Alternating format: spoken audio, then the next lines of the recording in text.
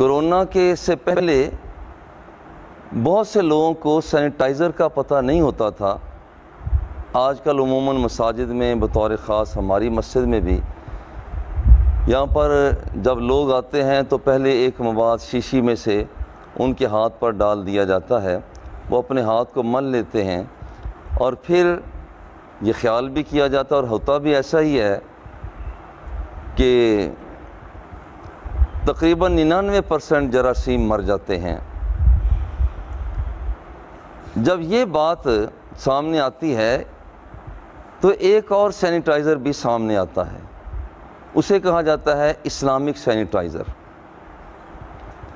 فرق یہ ہے کہ اس سینیٹائزر کے ذریعہ ہمارے ظاہری جراثیم مرتے ہیں، مگر جب اسلامک سینیٹائزر استعمال کیا جاتا ہے تو پھر ظاہری جراثیم بھی مر جاتے ہیں اور باطنی جراثیم بھی مر جاتے ہیں۔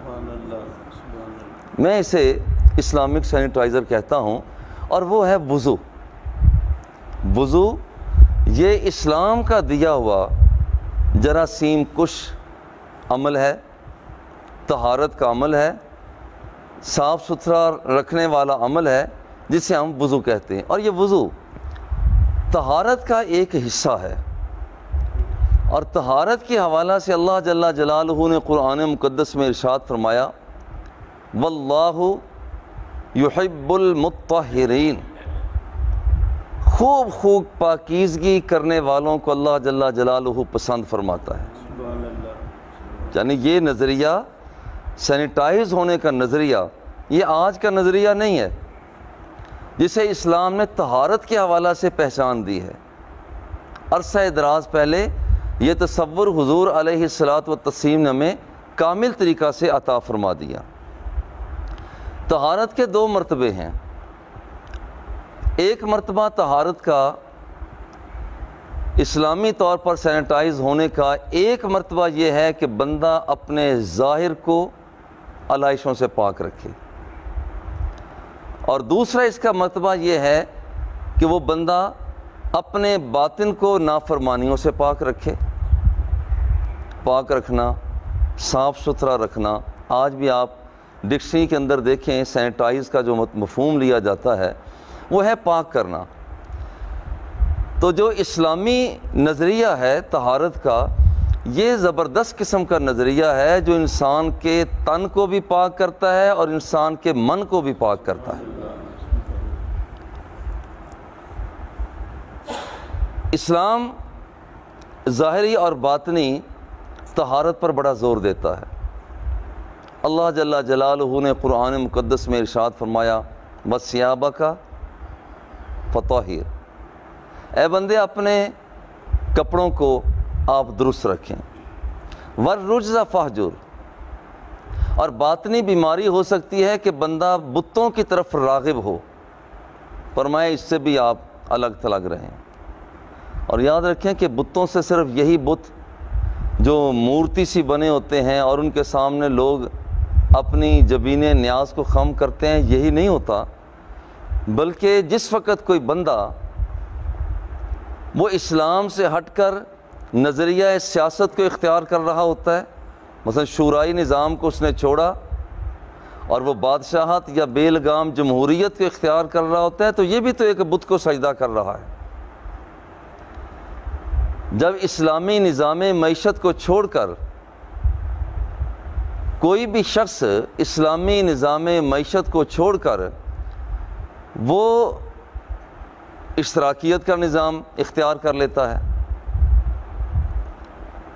تو اس کا مطلب یہ ہوتا ہے کہ یہ بندہ راہ راست سے ہٹ کر ایک نئے ایسے بت کی پوجا کر رہا ہے کہ جو ظاہری طور پر نظر نہیں آتا، مگر اس کے نظریات کو وہ پسپا کر رہا ہوتا ہے۔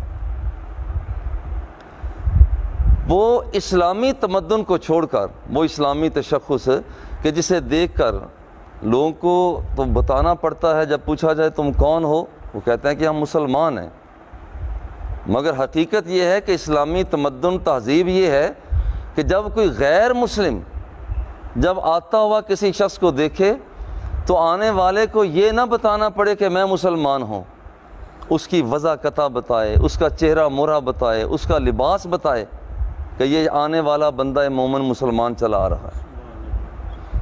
یہ اصل میں جب وہ بندہ اس ڈگر کو چھوڑ کر، اس روش کو چھوڑ کر جب بندہ آگے بڑھتا ہے تو گویا کہ یہ بھی ایک بت کی پوجا کر رہا ہے۔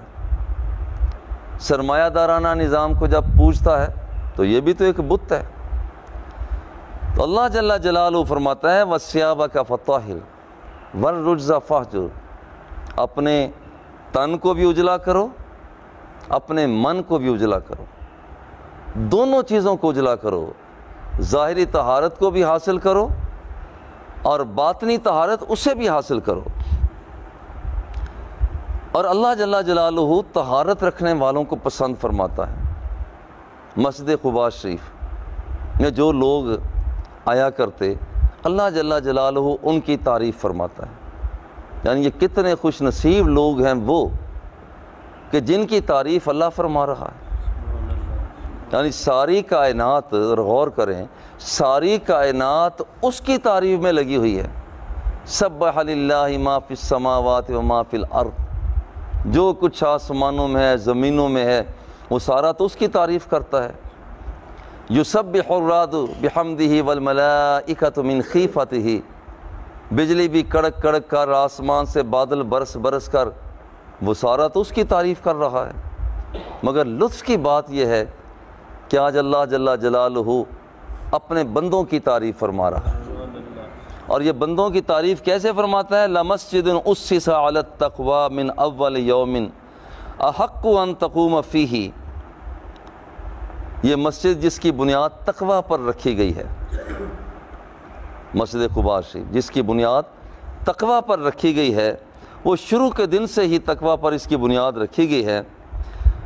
آپ اس کے اندر قیام فرمائیں، یہ زیادہ بات مناسب ہے۔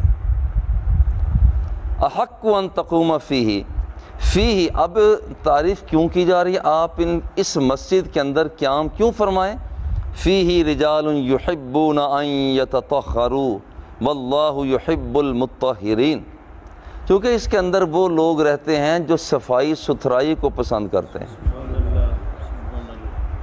یہ ہے اسلامی طور پر سینیٹائز ہونے کا نظریہ۔ مزہ یہ ہے کہ بندہ اس انداز میں صفائی ستھرائی کو اختیار کرے کہ اس کے مالک کو بھی رشک آ جائے۔ اللہ اکبر۔ اس کے اندر وہ لوگ رہتے ہیں جو طہارت کو پسند کرتے ہیں، واللہ یحب المطہرین، اور رب ذوالجلال خوب پاکیزگی حاصل کرنے والوں کو پسند فرماتا ہے۔